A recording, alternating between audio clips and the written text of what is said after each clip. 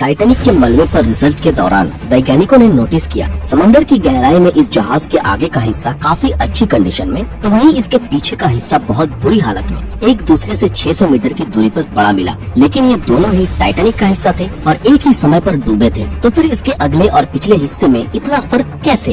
यानी 14 अप्रैल की रात आइसबर्ग से टकराने के अलावा टाइटैनिक के साथ और भी कोई बड़ा हादसा हुआ जिसने इसके पिछले हिस्से को ज्यादा नुकसान पहुँचाया। लेकिन क्या? टाइटैनिक 10 अप्रैल 1912 को साउथहैम्पटन से न्यूयॉर्क की ओर रवाना हुआ और 14 अप्रैल की रात जब यह हादसे का शिकार हुई तब टाइटैनिक अटलांटिक महासागर के बीचों बीच अकेली मौजूद थी। इस पे 2240 लोग सवार थे, जिनमें से 1500 से भी ज्यादा लोगों ने अपनी जानें गंवाई। और कभी न डूबने वाला ये द अनसिंकेबल टाइटैनिक अटलांटिक महासागर के गहरे पानी में डूब गया। इस पूरे हादसे के आई विटनेसेस सिर्फ वो लोग थे जो लाइफ बोट पर सवार होने में कामयाब हुए, जिन्होंने टाइटैनिक के आइसबर्ग से टकराने से लेकर इसके डूबने तक की सारी घटनाएं अपनी आंखों से देखी।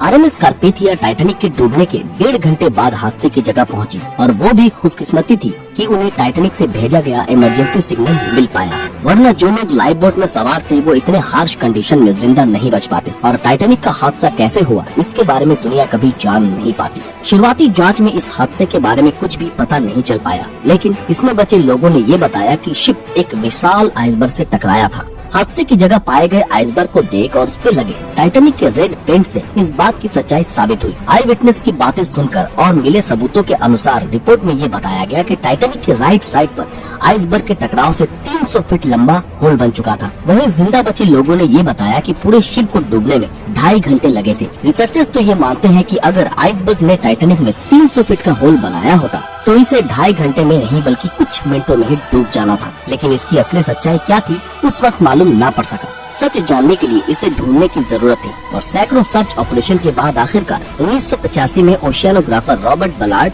और उनकी टीम ने अटलांटिक महासागर के 3800 मीटर की गहराई में टाइटैनिक के मलबे को ढूंढ निकाला, जिसके बाद कई अभियान किए गए जिसमें आरओवीज ने टाइटैनिक शिपरेक की हजारों तस्वीरें खींची। हेनरी नार्जियोलेट नाम के ओशियन एक्सप्लोरर ने 37 बार टाइटैनिक के मलबे का दौरा किया, लेकिन उन्होंने एक बार भी टाइटैनिक के किसी भी हिस्से में 300 फीट लंबा होल नहीं देखा। पर टाइटैनिक की इस तस्वीर में दिख रहे 30 फीट के इस हिस्से से ये पता चलता है कि ये हिस्सा किसी चीज से टकराया था, जिसका कुल एरिया 11 स्क्वायर फीट था। कैलकुलेशन के मुताबिक इस छोटे हिस्से से सिर्फ 370 गैलन पानी हर सेकंड टाइटैनिक के अंदर भर सकता था, जिसका मतलब है कि इस स्पीड से पूरी शिप में पानी भरने में 2.5 घंटे लगते और चश्मदीद गवाहों के मुताबिक टाइटैनिक को डूबने में उतना ही समय लगा था, जिससे ये रहस्य सुलझ गई कि टाइटैनिक में 300 फीट लंबा नहीं बल्कि 30 फीट गहरा होल बना था। लेकिन ये अकेला रहस्य नहीं था, आगे और भी कई राजों से पर्दा उठना बाकी था। टाइटैनिक को लेकर रिसर्च कर रहे वैज्ञानिकों को ये नहीं समझ आ रहा था कि टाइटैनिक का बो यानी आगे का हिस्सा इसके पीछे के हिस्से यानी स्टर्न से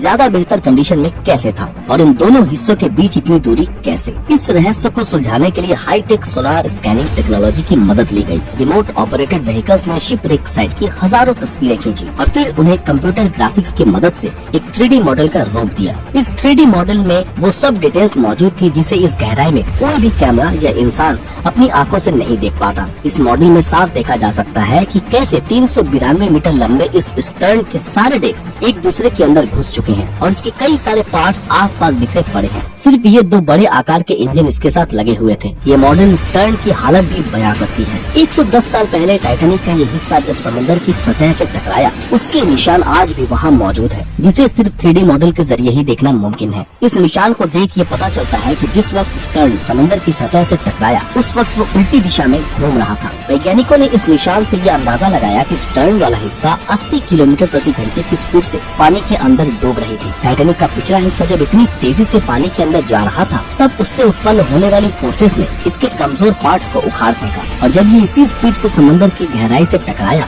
तो उसके सारे डेक्स एक दूसरे के ऊपर धंस गए। वहीं दूसरी ओर टाइटैनिक के बो यानी सामने के हिस्से का डिजाइन हाइड्रोडायनामिक मतलब पानी को आसानी से चीर सकता था, ठीक वैसे जैसे कोई भी शिप तैरते हुए पानी को चीर कर अपना रास्ता बनाती है। और यही कारण था कि टाइटैनिक का बो हिस्सा स्टर्न के मुकाबले ना ही घूम रहा था और न ही पानी का दबाव इस पर डायरेक्ट अपना प्रभाव डाल पा रही थी। 110 साल पहले डूबे इस बदकिस्मत जहाज से जुड़ी एक और रहस्य को सुलझा पाने में साइंटिस्ट कामयाब हुए। लेकिन एक सवाल अभी भी बाकी था, वो ये कि टाइटैनिक शिप ठीक किस समय 2 हिस्सों में टूटकर अलग हुई। टाइटैनिक के 2 हिस्सों में टूटने का प्रूफ आई विटनेसेस ने दी और जैसा जेम्स कैमरन की बनाई मूवी टाइटैनिक में भी दिखाया गया कि टाइटैनिक डूबने से पहले ही 2 हिस्सों में टूट चुकी थी। ये बात कई मायनों में सच तो है, पर ये असल सच्चाई नहीं। जब बोर सेक्शन में पानी भरने लगा तो ये हिस्सा पानी के अंदर डूब गया, जिस कारण स्टर्न का पूरा वजन इसके सेंटर पॉइंट में पड़ा और ये सेंटर पॉइंट इतना वजन नहीं झेल पाई और 2 हिस्सों में टूट गया। पर सोनार स्कैनिंग से बनाए गए ये 3D मॉडल तो कुछ और ही बयां करता है।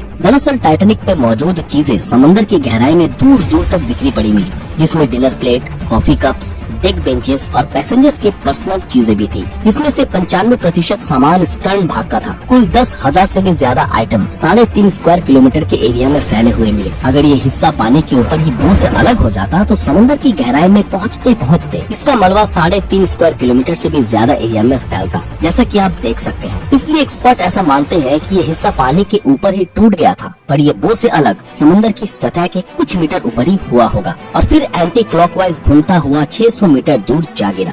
आज आरएमएस टाइटैनिक के बॉडी पार्ट्स पर पूरी तरह जंग लग चुका है। साइंटिस्टों के अनुसार समंदर की इस गहराई में ऑक्सीजन की कमी के कारण जंग लगने में काफी समय लगता है, पर जंग के कुछ सैंपल्स को जब टेस्ट किया गया तो पता चला कि टाइटैनिक पे ये जंग समुद्री बैक्टीरिया से निकलने वाली ऑक्सीजन के कारण लगी है। रिसर्चर्स ऐसा मानते हैं कि जिस स्पीड से इसे जंग खा रही है, साल 2030 तक समुद्र की गहराई से टाइटैनिक का नामो निशान हमेशा हमेशा के लिए मिट जाएगा।